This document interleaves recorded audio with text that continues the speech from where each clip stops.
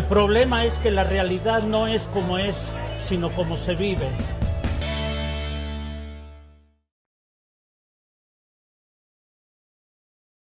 Muy buenas tardes. Un tema que nos ha llamado mucho la atención y de suyo he estado recibiendo muchas consultas como sacerdote, pues es la pregunta de que si vale la pena vivir, si la vida es bella. Y creo que la respuesta no solamente desde la fe, sino desde casi desde cualquier punto de vista, debemos de afirmar que la vida es bella, qué hermosa es la vida. Sin embargo, no debemos de equivocarnos, porque aunque la vida es muy hermosa y es muy bella, también debemos de asumir como una realidad que la vida no es fácil, no tiene nada de fácil. Yo no sé por qué, pero tal vez es el cariño que nos han tenido nuestros papás, la gente que está alrededor nuestro, nos han hecho entender o asumir o pensar que la vida es fácil, pero la vida no tiene nada de fácil. Nos han dicho muchas veces que en el vientre de la madre un niño se va desarrollando protegido, lleno de calor, de alimento, de todo lo que necesita. Sin embargo, esto no es del todo exacto. La vida comienza con una gran lucha, comienza con una gran competencia. Todos sabemos, o es muy sabido, de que el inicio de la vida es toda una epopeya. De suyo, el gameto femenino, para poder ser fecundado, debe de haber una gran competencia. Dicen los biólogos que son millones y millones de posibles gametos masculinos que están luchando y que están compitiendo por fecundar aquel óvulo. De manera que no es una tarea fácil el inicio de la vida.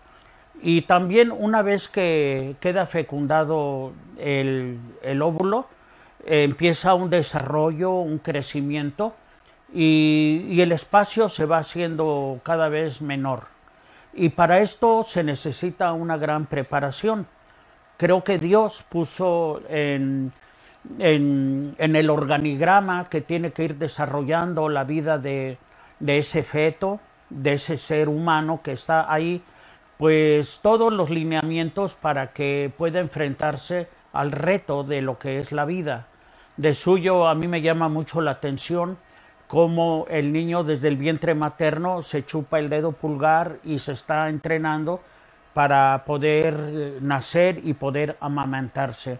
Si no hiciera estos ejercicios y no tuviera la adecuada preparación, cuando el niño nace ya no podría continuar con su sustento.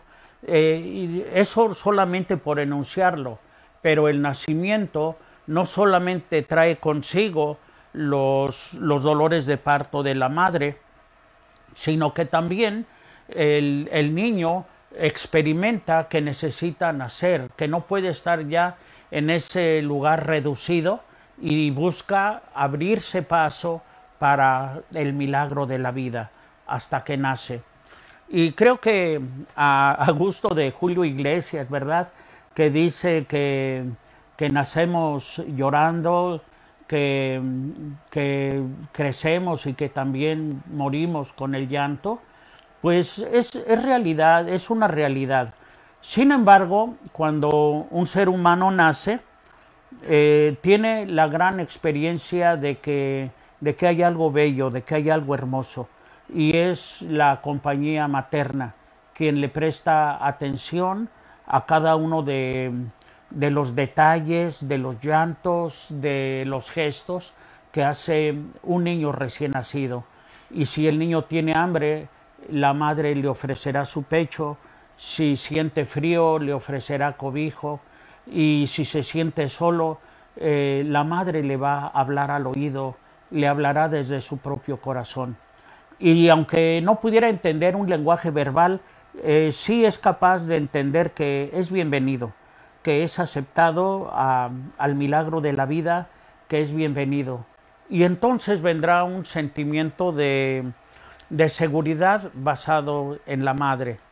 Y entonces, si él necesita la compañía de la mamá, bastará con que llore, con que haga algún movimiento y sabe que mamá vendrá corriendo a ver qué es lo que se le ofrece.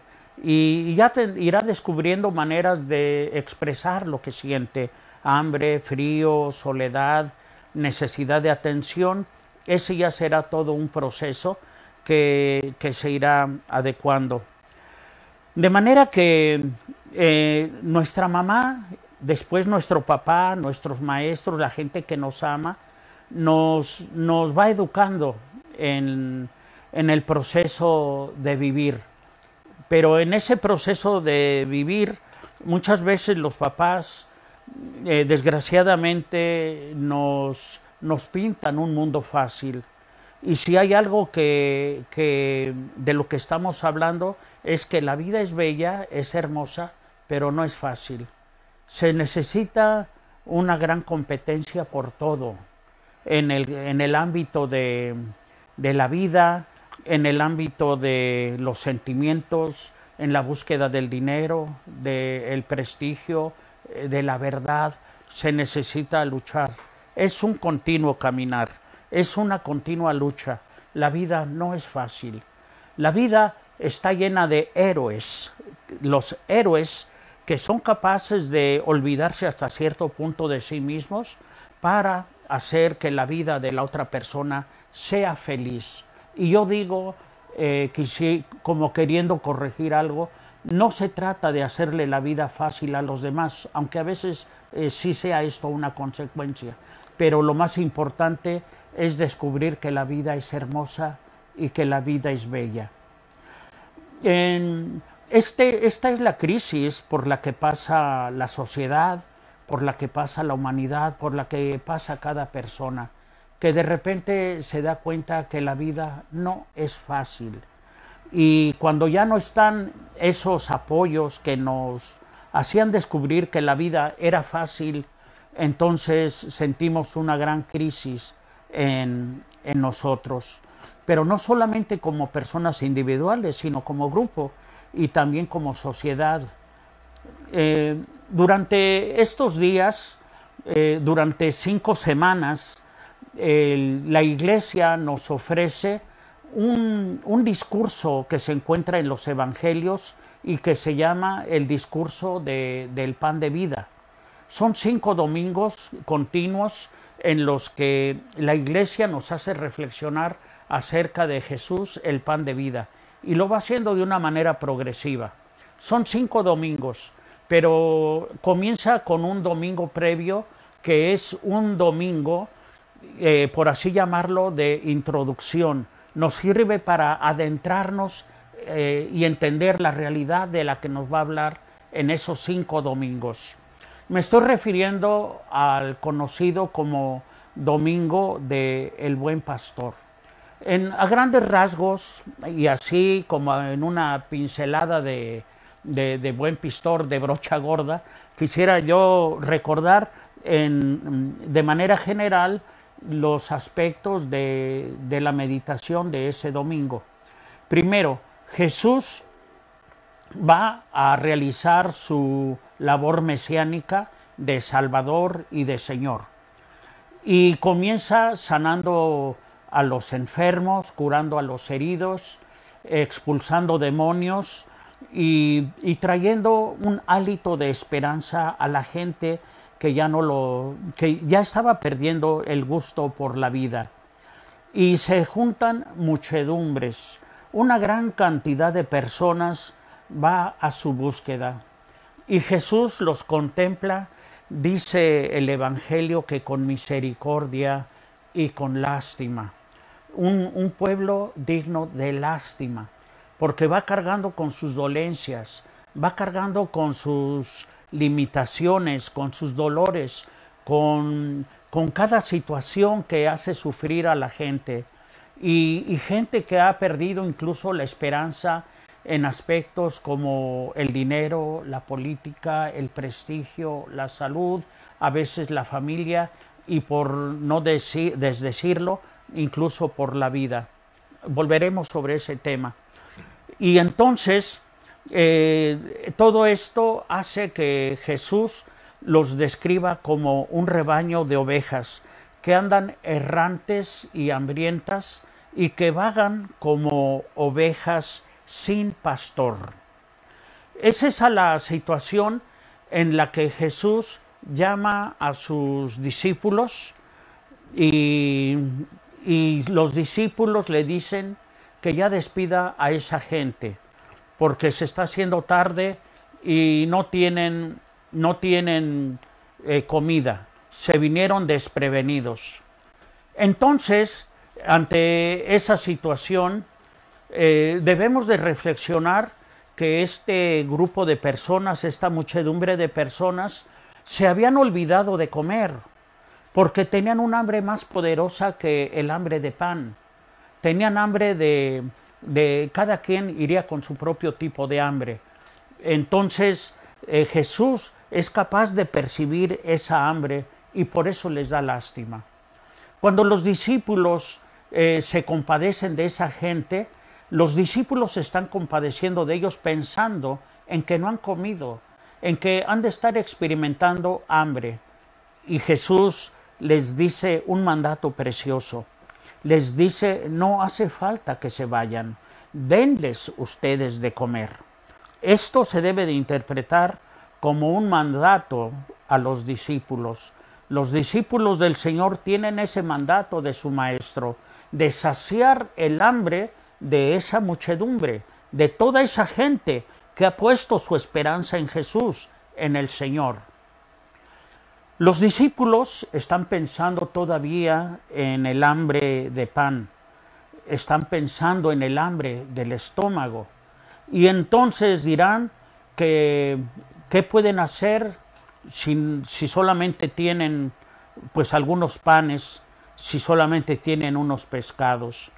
En esa situación Jesús les dice que los repartan.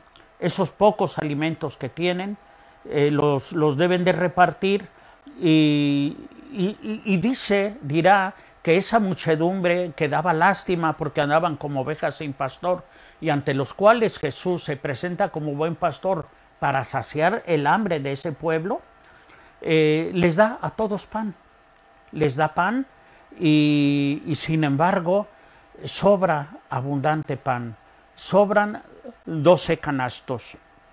Los santos padres a lo largo de la historia han querido ver en esos 12 canastos el pan de los discípulos que llevará cada uno de los apóstoles para repartir el pan por todo el mundo, ya que Jesús les dirá a sus discípulos que vayan por todo el mundo, que expulsen a los demonios, que bauticen, y consigo va también esta encomienda, que sacien el hambre de todas aquellas personas que van a llegar a sus vidas. En la Iglesia hemos querido ver esos 12 canastos de los cuales sobró y con los cuales se puede alimentar a una muchedumbre más grande que aquellos 5,000 hombres, sin contar mujeres ni los niños, pues los agrarios que hay en cada iglesia, en cada una de nuestras iglesias católicas, bendito sea Dios, está un sagrario y ahí está el tabernáculo, ahí está el Santísimo. Pero bien, sobre eso volveremos más tarde. Lo que quiero decir y lo que quiero hablar es sobre esa hambre que lleva ese pueblo que le da lástima a Jesús y que hace perder de vista que la vida es bella, que la vida es hermosa. Entonces, quiero yo leer una lectura que leímos uno de estos domingos, que nos habla acerca de la experiencia del profeta Elías. El profeta Elías, hay que verlo en su contexto, está caminando hacia la montaña de Dios, va en ese camino y en ese camino experimenta la crueldad de la vida, las dificultades de la vida. Pero quiero compartirles inmediatamente la lectura. Está tomada del libro de los Reyes, capítulo 19, versos del 4 al 8. Nos marca sobre la experiencia que tuvo Elías en ese caminar. Y dice así: en aquellos tiempos caminó Elías por el desierto un día entero y finalmente se sentó bajo un árbol de retama. Sintió deseos de morir y dijo: basta ya, Señor, quítame la vida, pues yo no valgo más que mis padres. Después se recostó y se quedó dormido. Pero un ángel del Señor llegó a despertarlo y le dijo: levántate y come. Elías abrió los ojos y vio a su cabecera un pan cocido en las brasas y un jarro de agua. Después de comer y beber, se volvió a recostar y se durmió. Por segunda vez el ángel del Señor lo despertó y le dijo: levántate y come, porque aún te queda un largo camino. Se levantó Elías, comió y bebió, y con la fuerza de aquel alimento caminó 40 días y 40 noches hasta el Horeb, el monte de Dios. Palabra de Dios. En esta lectura se nos habla del camino de la vida, cómo Elías experimentó que la vida era difícil, que la vida no era regalada, que la vida no era fácil. De manera que contempló que la vida de sus padres, por muchos éxitos que hubieran tenido, a final de cuentas la muerte vino a terminar con ellos. Le vino el desánimo, él va caminando y se siente cansado, siente un hambre. Pero no es un hambre solamente física, sino que es un hambre de justicia, es un hambre de amor, un hambre de cariño, en donde va experimentando mil situaciones políticas, de persecución, de traición. Es verdaderamente dramático este camino que le toca andar a Elías. Les recomiendo que lean un librito, está accesible casi en cualquier librería, preferentemente buscarla en una librería con títulos en general. Se llama La Quinta Montaña, lo escribió Paulo Coelho. Pueden buscarlo en inglés, The Fifth Mountain, o en cualquier otro idioma. Originalmente está escrito en portugués, pero está básicamente en todos los idiomas. Se nos habla de que la quinta montaña es esta montaña, la montaña del Señor, a la cual va caminando Elías y en la cual él se siente rendido. Y de alguna manera nosotros podemos ver reflejada nuestra vida en este viaje del profeta Elías, donde se da cuenta que la vida es muy dura, que la vida es muy difícil. Sin embargo, tenemos que prestar atención, porque el ángel del Señor no deja solo a Elías dormir a medio camino. Esa palabra medio camino tiene referencias en la Sagrada Escritura, en los Evangelios y, por qué no decirlo, también en tu vida. Una vida que se lleva y que se vive a medias. Una vida que se nos habla de que había un ciego que estaba a medio camino pidiendo limosna, simbolizando que mucha gente se rinde en el camino de su vida, busca felicidad y se conforma con placer, busca alimentarse y se conforma con comer, busca vivir y se conforma con tener signos vitales que sean fácilmente incluso controlables por máquinas de asistencia vital. De manera que se habla acerca de la mediocridad de la vida, en donde las personas no son ni frías ni calientes. Y en el libro del Apocalipsis se describe a una comunidad que de suyo no es ni fría ni caliente, que es tibia y que por eso está a punto de vomitarla. De manera que, desgraciadamente, cuando una persona no es ni fría ni caliente y se convierte en una persona mediocre, lo único que causa es lástima o asco. Palabras muy duras y muy difíciles, pero son realidades que describen la situación en muchas personas que están por ahí en la vera del camino.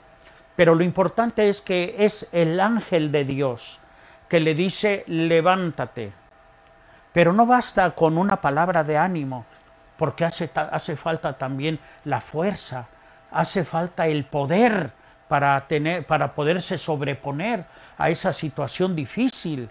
¿Cómo va a poder levantarse alguien que se encuentra decaído, sin fuerzas, alguien que se encuentra atado a algún vicio, alguna dependencia de drogas, de alcohol, de malas costumbres, de vicios? Es difícil que se levante. De manera que no basta con que se le diga levántate. Muchas veces hace falta una fuerte sacudida, pero tampoco es suficiente. Hace falta un alimento. De manera que me gustaría mucho hablar de un pequeño cuentito que quiero compartir con ustedes. Lo escuché hace muchos años atrás y yo le he hecho algunas adaptaciones para poder explicar este mismo tema del que estoy hablando. Lo he hecho hasta en la misa, de manera que no tiene nada de extraño que yo lo comparta ahora con ustedes. Cada vez que lo comparto lo hago de manera diferente, de manera que no es un cuento de memoria, sino que es algo que está respondiendo a una necesidad de explicar esa situación en la que alguien como usted o como yo podemos toparnos y encontrarnos dificultades a la hora de vivir que nos hacen un obstáculo e impiden que estemos avanzando en el camino de la vida como Elías lo experimentó. Y es el cuento de un changuito travieso, malvado, canalla, que se encontraba en un árbol, en la copa de un árbol, a la orilla de un camino. Y todos los que querían caminar por ese camino, desgraciadamente, este changuito les aventaba cocos, los lastimaba. Y entonces un hombre como Elías, o como usted, o como yo, se sentía cansado, se sentía desanimado, por mil razones, cada quien puede contar las suyas. Y entonces, así como Elías se acostó a dormir y sin ganas de despertarse, así también este hombre se acostó en el camino sin ganas de levantarse. Y este changuito, este mono, desde lo alto de aquel árbol le aventó cocos, como a todo mundo le espantaba del camino, mediante cocos que lastimaban, querían que lastimaban. Y sucede que cuando él sintió el golpe de este coco, no lo asumió como algo en contra de su vida, sino que pensó en que no se podía quedar allí a medio camino a causar lástima, como el ciego que estaba sentado pidiendo limosna a medio camino. De manera que volteó y le sonrió al changuito. Le sonrió. Esta sonrisa hacia el changuito lo desorientó profundamente. Ordinariamente toda la gente es reactiva y reaccionan de una manera dura, difícil. Si te golpean, quieres golpear; si te insultan, quieres lastimar. Muchas veces la gente dice: voy a pagar con la misma moneda con la que me han pagado a mí. Y entonces el changuito estaba acostumbrado a ello. Y toda esa gente que le contestaba con ese mismo gesto de repudio, desistían, ya no caminaban. Pero este hombre sí decidió seguir caminando. Pero antes de eso le dedicó una sonrisa al changuito. Sin duda el changuito se quedó pensando qué era lo que estaba sucediendo. Definitivamente era algo diferente a lo que él estaba acostumbrado. Así es que este hombre continuó su camino y como estaba cansado y en cierto punto se había olvidado un poco de sí mismo, pero se acordó que había recibido un coco. Así es que lo perforó y se bebió el agua. Con esta agua mitigó su sed. Guardó el coco y siguió caminando. Con ese coco pudo mitigar su sed y qué curioso, ahora sentía hambre y podía mitigar su hambre comiendo la pulpa de ese coco. Y se sintió feliz porque ese alimento le daba las fuerzas para continuar su caminar. Su caminar era largo y tedioso. Por eso en algún momento sintió que el sudor lo cubría y se sentía incluso hasta sucio. Pero contempló un río y con la cáscara de aquel coco que él conservaba hizo unos utensilios, una especie de bandejita, de bowl para poderse bañar, y descubrió que bañarse era fácil con aquello. Se bañó, sintió que esa cáscara tenía un gran valor en su vida y pudo continuar su camino ya sin hambre, sin sed y limpio además. Y así fue como pudo llegar a su casa, a la quinta montaña, al objetivo de su vida. Y cuando entró ahí, se sentó a contemplar lo que tenía. Y ahí tenía esa pequeña piedrecita que le recordaba aquel viaje. Tenía una joya, un regalito, una medallita, tantas y tantas cosas que le hablaban del cariño y del amor. Eran las joyas que conservaba no solamente en su casa, sino en su corazón.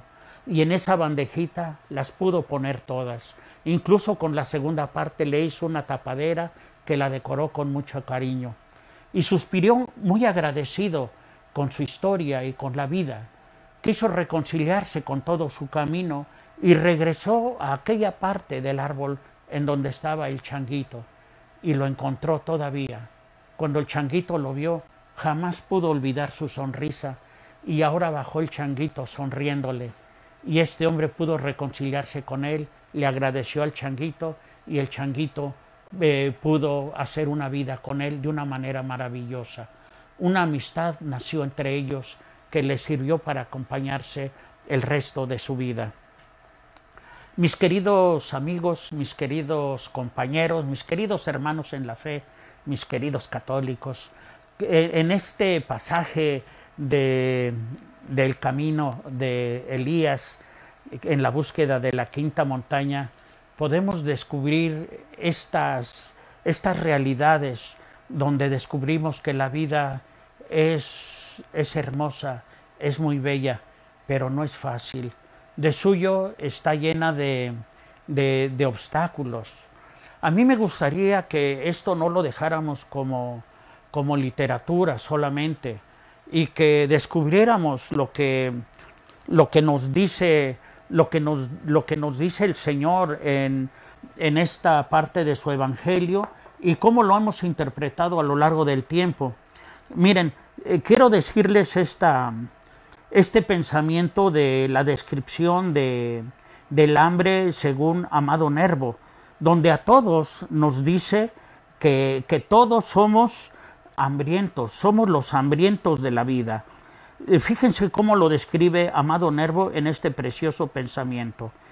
Lo titula él así: todos tenemos hambre. Dice así: bien sabes que todos tenemos hambre. Hambre de pan, hambre de amor, hambre de conocimiento, hambre de paz, hambre de amistad. Este mundo es el mundo de los hambrientos. El hambre de pan, melodramática, soflamera, ostentosa, es la que más nos conmueve, pero no es la más digna de conmovernos. ¿Qué me dices del hambre de amor? ¿Qué me dices de aquel que quiere que lo quieran y se pasa la vida sin que nadie le dé una migaja de cariño? Y el hambre de conocimiento, el hambre del pobre de espíritu que ansía saber y choca brutalmente contra el zócalo de granito de la esfinge, y el hambre de paz que atormenta al peregrino inquieto obligado a desgarrarse los pies y el corazón por los caminos. Todos tenemos hambre, sí, y por lo tanto todos podemos ejercer la caridad. Aprende a conocer el hambre del que te habla, en el concepto de que fuera del hambre de pan, más escondida. De manera que todo esto nos va apuntando a que reconozcamos el hambre de la cual Jesús se compadece, el hambre de todo ser humano, que soñó con que la vida era alegría, que soñó con que la vida era felicidad, como lo expresó bellamente Rabindranath Tagore en su pensamiento. Dormí y soñé que la vida era alegría. Desperté y vi que la vida era servicio. Serví y en el servicio encontré mi alegría. De manera que en este pensamiento podemos contemplar las enseñanzas más profundas de Jesucristo, cuando Jesús le dice a sus apóstoles que deben de llevar consigo un canasto y repartir el pan. Y el pan que da la vida, el pan que da la vida eterna, porque de suyo Jesús vino a traer felicidad, pero no vino a hacer una vida fácil, porque ancho y espacioso es el camino que lleva a la perdición. Jesús nos lleva a construir su reino, y entonces dirá que incluso felices los que tienen hambre y sed de justicia, porque ellos serán saciados. Y en esto consiste la alegría del apóstol, del amigo de Jesucristo, del enviado de Jesucristo, de mitigar el hambre de aquellos que lo acompañan y que lo van siguiendo hasta aquellas montañas, a quienes Cristo les multiplicó los panes para que todos comieran en abundancia. Y es así, mis queridos hermanos, como Jesús a lo largo en estos 5 domingos que yo los invito para que en el momento que usted guste pueda meditar el discurso del pan de vida, vemos cómo Jesús nos va alimentando con ese pan del estómago, pero progresivamente va declarando la fuerza de ese pan al grado de que en algún momento les dice que es un pan que da la vida eterna, que no trabajen por un pan que se acaba, por un pan que llena los estómagos, pero que los corazones los sigue dejando en ayunas. Dice Jesús, trabajen por el pan que da la vida eterna, por el pan vivo bajado del cielo. Sus apóstoles y los que lo escuchaban le preguntan, pues ¿qué pan es ese?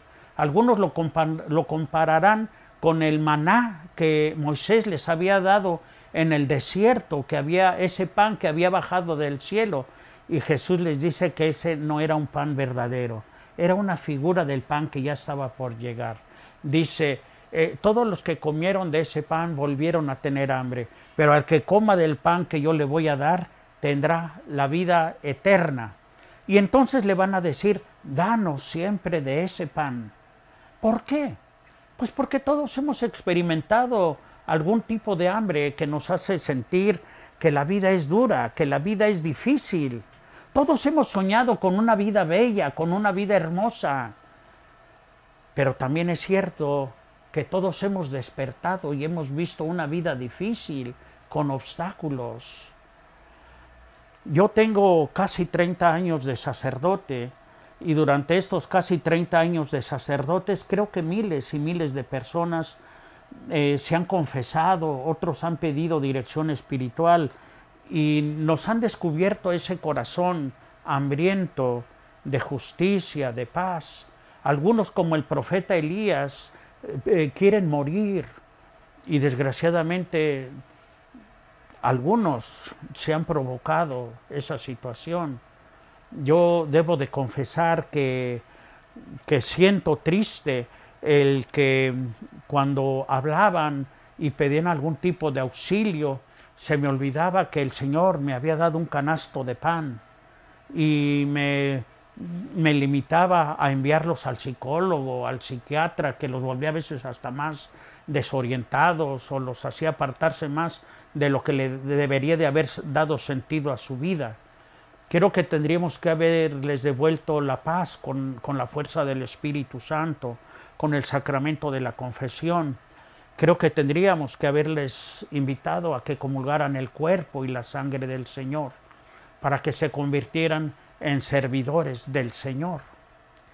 De manera que el tesoro que tiene la Iglesia es ese grupo que a Cristo le da lástima, que a Cristo le da hambre. Hace unos días celebramos la fiesta de San Lorenzo. San Lorenzo fue un diácono, su trabajo y su ministerio fue servir. Él fue ayudante del Papa y cuando en los primeros años de la vida de la Iglesia, de la época cristiana, los cristianos empezaron a ser perseguidos en Roma. Desgraciadamente, a los primeros que buscaron fue al Papa y a los allegados del Papa. De manera que llegaron los soldados romanos y apresaron al Papa y a los discípulos y también los martirizaron, los mataron a todos excepto a San Lorenzo, porque se enteraron que San Lorenzo era el administrador, el encargado del tesoro de la Iglesia. Y entonces a los ojos del mundo, esa iglesia naciente, como la iglesia de hoy, creían que tenía abundante dinero, que tenía grandes tesoros. Y todo esto ellos pensaron que era así, y al enterarse que San Lorenzo era el encargado del tesoro de la iglesia, por eso no lo martirizaron a él en ese momento, porque querían sacarle la información en dónde está su tesoro. Y San Lorenzo les dijo: ¿quieren que les muestre en dónde está el tesoro de la iglesia? Claro que sí, síganme. Y entonces San Lorenzo caminó a los suburbios del Vaticano, de esa área de Roma, y les enseñó a la comunidad pobre, a los más, a la gente con más dolencia, con más carencias, y les dijo: este es el tesoro de la iglesia, este es el motivo de la iglesia, este es el tesoro de la iglesia. Los quieren, con todo amor se los comparto, este es el tesoro de la iglesia. Y le preguntaron: ¿eso es lo que te motiva a entregarte en la iglesia? Sí, eso es, ese es el tesoro, porque ahí donde está mi tesoro está mi corazón, y aquí con los pobres de la iglesia está mi corazón. Y entonces le dijeron: así es que quieres mitigar el hambre de ellos.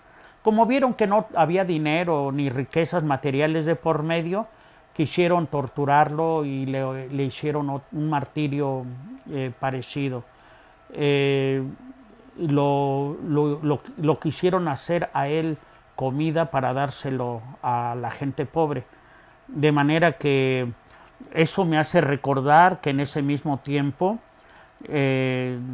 San Ignacio de Antioquía, bajo las mismas circunstancias, también lo amenazaron con echarlo a los leones para divertir a los asistentes al circo romano, al Coliseo. Y entonces, cuando querían hacerlo desistir, sus hermanos en la fe de la iglesia naciente le decían que protestara contra su fe.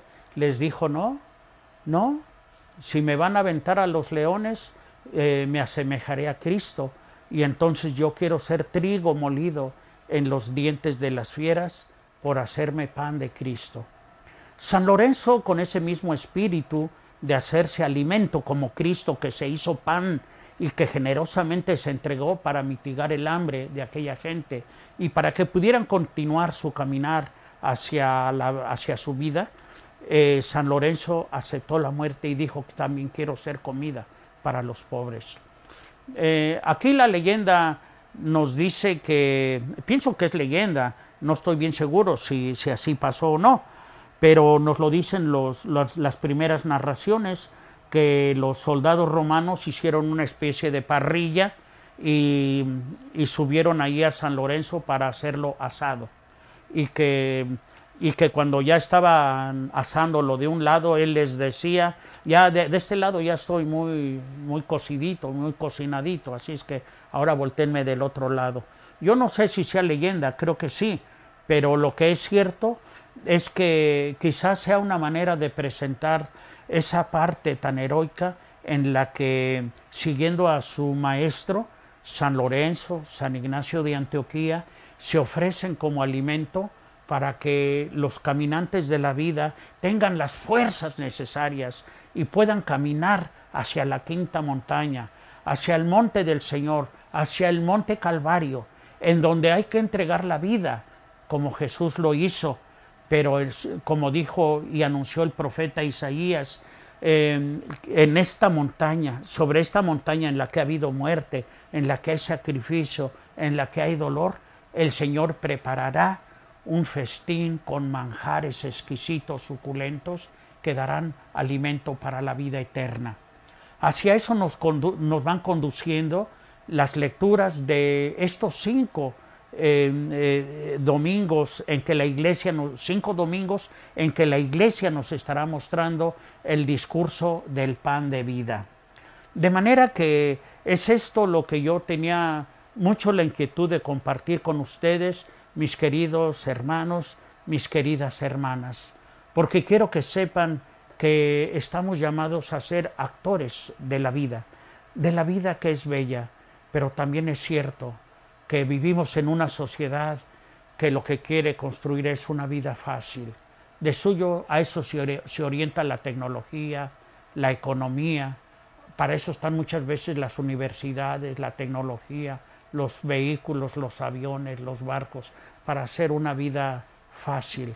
Pero una vida fácil no necesariamente es una vida feliz, una vida llena de esperanza. Quiero ir finalizando esta reflexión que estoy teniendo con ustedes con unos pensamientos que me han acompañado a lo largo de muchos años de mi vida. En mi época de seminarista, cuando estudiaba yo en la ciudad de Querétaro, en el seminario, había un maestro que nos tenía mucho cariño, era el maestro de literatura, y él solía todos los sábados llevarnos a ver alguna obra de teatro en la ciudad de Querétaro. Se presentan de una manera maravillosa. Habían 2 lugares favoritos a los que íbamos, el Mesón de Santa Clara y el Corral de Comedias, y no me acuerdo en cuál de los 2 estaba un letrero que a la entrada decía: aquí se acaba el teatro y comienza la vida.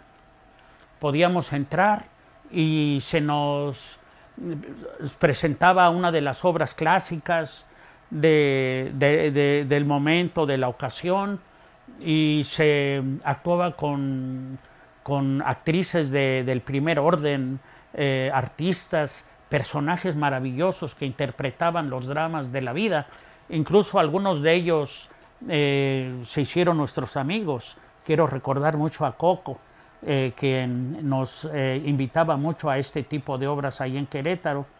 Pero a lo que voy, se terminaba ahí el teatro y comenzaba la vida. Ahí empezaba la mejor de la expresión de los sentimientos, del cariño, de la esperanza, del dolor. Pero lo que quiero decir es que al terminar la obra y al salir, estaba un letrero que decía: aquí se acaba la vida y comienza el teatro. Hablando de ese teatro, es una clara crítica a la vida, donde nos encontramos no con personas, sino con personajes. Personajes que están actuando a que son felices. Personas que trabajan, que luchan, que se esfuerzan para quedar bien en un papel ya escrito, en el que tienes que saludar con una sonrisa, en el que tienes que decir un "Hi, how are you?", en el que tienes que decir "Oh, nice to see you again", etc. y 5 minutos a la siguiente persona lo mismo, pero que por dentro están llenos de un sentimiento que nada tiene que ver con lo que están actuando. Mis queridos hermanos, los invito a que seamos las personas de la vida, que viven la vida y que no se quedan a medio camino, que son personas que tienen sueños, que tienen esperanzas y que no se quedan a medias. Con gusto y con alegría, compartiéndoles esta parte de nuestra fe, invitándolos a que cada uno de nosotros vaya a comer el cuerpo y la sangre del Señor para que tengamos la fuerza necesaria de continuar nuestro caminar hacia la montaña del Señor, allá en donde el Señor nos preparará una tienda y un festín con manjares exquisitos. Bendiciones a todos.